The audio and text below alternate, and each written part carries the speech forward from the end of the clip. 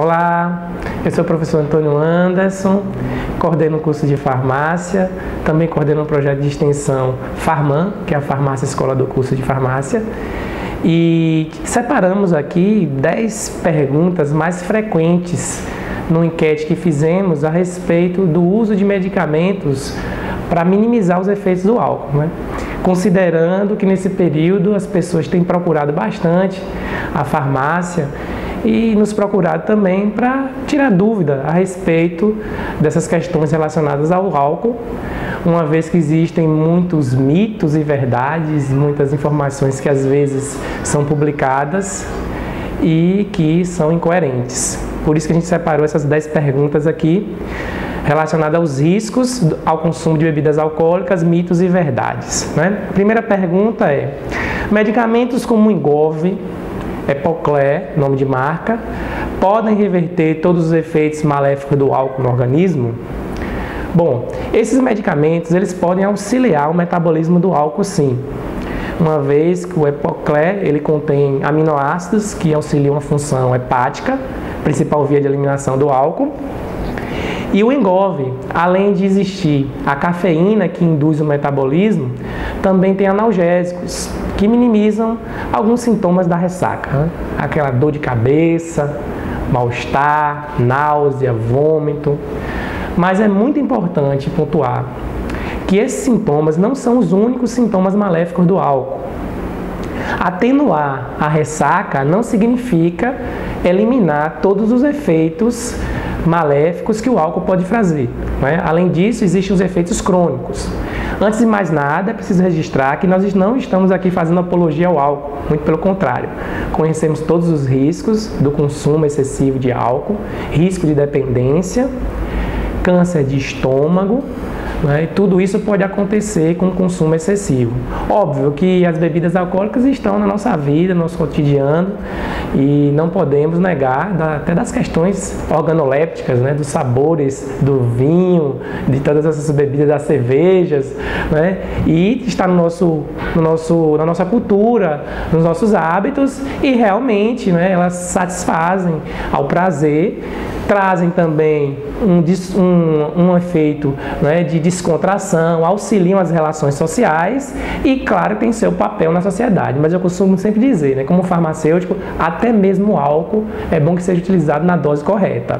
Então, assim, utilizar o Epocler, o Engov ou qualquer medicamento que auxilie o metabolismo do álcool, que melhore a eliminação do álcool no organismo, vai ser muito importante para minimizar os efeitos, para atenuar a ressaca, mas o consumo excessivo vai trazer risco, sim, inclusive risco de toxicidade hepática, risco de câncer de boca, câncer de estômago. Não exclui a necessidade de controlar o consumo. Bom, então ficou claro, né? Podem atenuar o efeito, mas não significa que o indivíduo vai abusar, né? E agora vamos à questão 2. Tratamentos medicamentosos podem ser suspensos para o consumo do álcool? Se o indivíduo já faz uso de um medicamento, ele pode suspender esse medicamento para beber, para ingerir bebida alcoólica? Não é recomendado, né?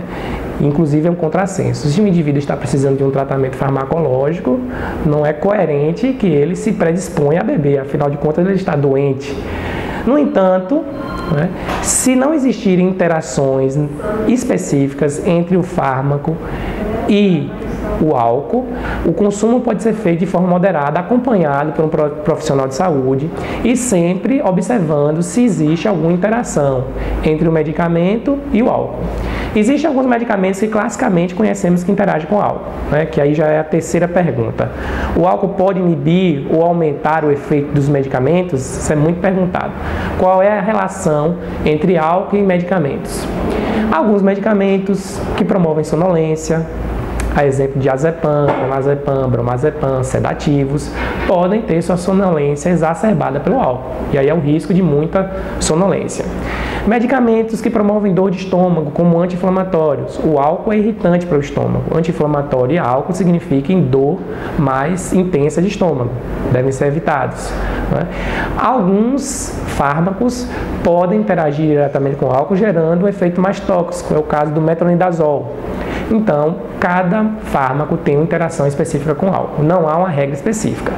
O interessante é procurar o farmacêutico, procurar o médico, o profissional de saúde, para que haja uma orientação com relação a isso. Inclusive, na nossa farmácia, na Farman, orientamos muito com relação a isso. As pessoas nos procuram para saber se existe a possibilidade de interação com álcool e o medicamento que o paciente está fazendo uso. Mas, novamente, pontuo, uso racional, em pequena quantidade. Tá? E aí vem a questão 4. Misturar diferentes bebidas alcoólicas pode potencializar os riscos de intoxicação, ou seja, misturar diferentes bebidas pode trazer um resultado de efeito alcoólico mais intenso? Ora, a questão toda não é a mistura, é a soma. Né? As pessoas confundem muito, imaginando que porque misturou a bebida uma com a outra, houve um efeito mais intenso. Na verdade, o indivíduo bebeu 2 vezes. Quanto maior a quantidade de bebida, maior o efeito do álcool. Agora, existem vários tipos de bebidas, fermentados, destilados e diversas concentrações de álcool. Quanto mais alta a concentração, principalmente dos destilados, maior o potencial de intoxicação. Então, se o indivíduo, por exemplo, toma cerveja, que é um fermentado, onde a concentração de álcool varia de 4% no máximo 12%, e associa, mistura com vodka, onde a concentração é de 40%, óbvio que o efeito vai ser mais intenso, mas aí não foi a mistura em si, e sim a associação, a soma. Né? Então é bom pontuar isso também. A questão de beber outras bebidas acaba somando e não potencializando. A questão 5. Diferentes tipos de bebidas alcoólicas ou marcas podem influenciar no potencial de risco relacionado ao consumo do álcool? Olha, isso é muito interessante, porque às vezes entendemos que o álcool é o principal vilão. E, na verdade, quem realmente produz os efeitos mais tóxicos no organismo é o etanol, é o metabólito do álcool. O nosso corpo recebe o álcool etílico e ele é metabolizado a etanol. Esse etanol é o que promove náusea, vômito, ressaca, todos aqueles sintomas que o indivíduo sempre pensa, né? Que traz aqueles pensamentos, nunca mais eu vou fazer isso, mas infelizmente as pessoas repetem, né? Então é o etanol que traz esse arrependimento. E engraçado que o etanol, se uma bebida alcoólica ela não for bem fermentada, se não houver um processo de produção de qualidade, onde você controla a temperatura, micro-organismo, lotes, esse etanol ele pode já vir na bebida. Então alguns aldeídos eles já podem estar presentes na bebida antes do organismo transformar o álcool em etanol. Ou seja, a depender da qualidade da bebida, o potencial de ressaca realmente é maior. Então, diferentes bebidas alcoólicas e marcas podem ter realmente um potencial de ressaca maior. E, infelizmente, às vezes se reflete no preço da bebida. Porque quanto mais cara, geralmente essa bebida está atrelada. Claro que existem questões de marketing, mas geralmente a bebida que tem um valor mais elevado, ela passa por um processo de fermentação de melhor qualidade, mais do que uma destilação, várias destilações, o que acaba extraindo o etanol, extraindo o potencial de ressaca da bebida. E geralmente, bebidas mais baratas, onde não há um controle de qualidade adequado, a gente tem altas concentrações de etanol. Então, realmente, bebidas alcoólicas diferentes, marcas diferentes, podem ter um potencial de ressaca superior. Tá? A 6ª pergunta: o efeito do álcool pode ser intensificado de forma abrupta, não é aquele jeito rápido do álcool agir, ou seja, você estava controlando os efeitos, estava bebendo, estava consciente e de forma repentina você tem um efeito agudo do álcool. Isso realmente pode acontecer. Por vezes, né, o corpo metaboliza o álcool até determinados limites. Né? A gente tem uma cinética de metabolismo do álcool que a gente chama de cinética de primeira ordem. Ou seja, quanto maior a quantidade que entra, maior a quantidade que é eliminada. Só que chega um ponto que o organismo tem as suas enzimas saturadas e a gente não tem uma mesma velocidade de ingestão e metabolização. Nesse ponto, uma pequena quantidade de álcool pode trazer efeitos muito mais intensos. Tá? E aí, às vezes, o indivíduo é pego de surpresa, de forma que ele estava controlando os efeitos, bebendo normalmente, uma quantidade até crescente de álcool e, de repente, uma pequena quantidade vai trazer um efeito tóxico muito intenso do álcool.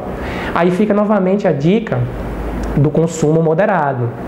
associado também à grande quantidade de água. É importante pontuar que o álcool promove uma desidratação muito forte no organismo, então é importante consumir com muita água, né? E ficar sempre atento a essas questões, né? Sempre aconselho as pessoas, né, usar a substância de forma correta, né? Então, com muita água. O álcool também acaba deprimindo uma região do sistema nervoso central chamada de sistema límbico, que é responsável pelo freio social, responsável pelas questões, né, de vergonha, as questões relacionadas aos nossos conceitos de sociedade, de relacionamento social, e acaba que, ao deprimir o sistema límbico, você expõe o seu verdadeiro eu. Então, onde fazer isso? Com pessoas de segurança, na sua casa, em pequena quantidade, e, obviamente, não dirigir, porque o álcool também compromete as questões motoras, né? Então, é muito importante que a gente pense no álcool dessa forma, né? Então, o efeito agudo do álcool pode ser intensificado, sim, de forma bruta. Bom, bebidas alcoólicas podem inibir a fome? Esse é um grande risco, né? Porque às vezes as pessoas têm uma má alimentação durante o dia pelo consumo excessivo de álcool. O álcool acaba entrando no ciclo de Krebs, se transformando em acetil-CoA, e o acetil-CoA é obtido, transformado em energia. Só que é uma energia pobre de nutrientes. Então, o que acontece? O consumo do álcool em grandes quantidades acaba por inibir a fome. E mesmo o indivíduo tendo um conteúdo energético sendo fornecido para o organismo através do álcool, através da acetil-CoA, essa energia é pobre de vitaminas, pobre de aminoácidos, de gorduras, que são outros nutrientes importantes. Isso pode trazer um risco também. E a pergunta 9. Bebidas alcoólicas podem aumentar a agressividade? Olha, esse efeito já é um efeito comprovado do álcool. Inclusive, no Hengdale, que é um título clássico da farmacologia, ele traz esse efeito do álcool de forma que realmente o consumo do álcool acaba trazendo um maior potencial de agressividade. E, de forma também muito perigosa, o álcool tem um efeito também de tolerância ao medo. Então, imagine essa associação, né, de tolerância ao medo e agressividade.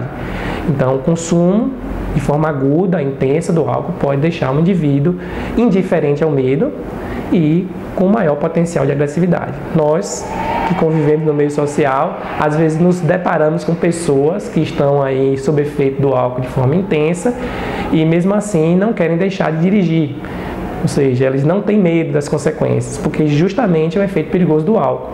Intolerância ao medo. Mesmo sob efeito intenso do álcool, a pessoa não percebe todos os perigos que estão ao redor dela.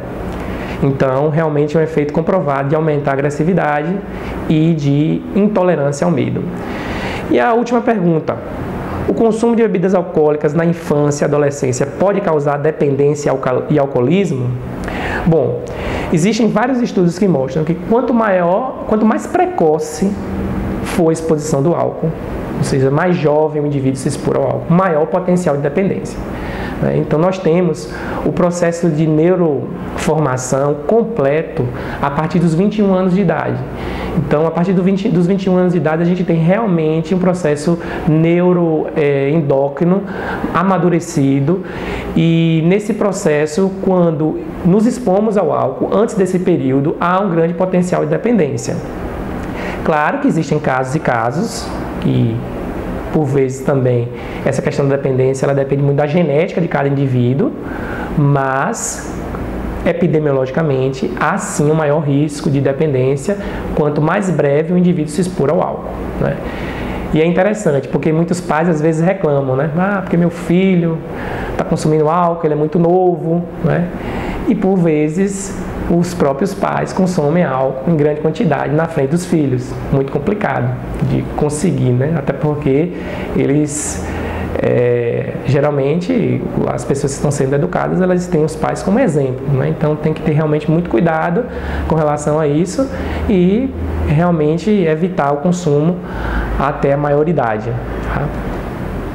resolvemos juntar essas perguntas também, porque o carnaval está chegando, né? O consumo de álcool acaba subindo muito, existem muitas dúvidas, existem muitos problemas relacionados ao uso do álcool e por isso fique atento, estamos à disposição para tirar qualquer dúvida com relação a isso e diante da proximidade dessas datas festivas, uma maior atenção deve ser dada aí à questão do consumo do álcool. Bom, essas foram as principais perguntas aí que foram elaboradas pelos alunos da FAMAN e também pelos clientes da farmácia. Agradeço. Se gostaram do vídeo, coloca aí um curtir, nos sigam aí e um abraço, até a próxima.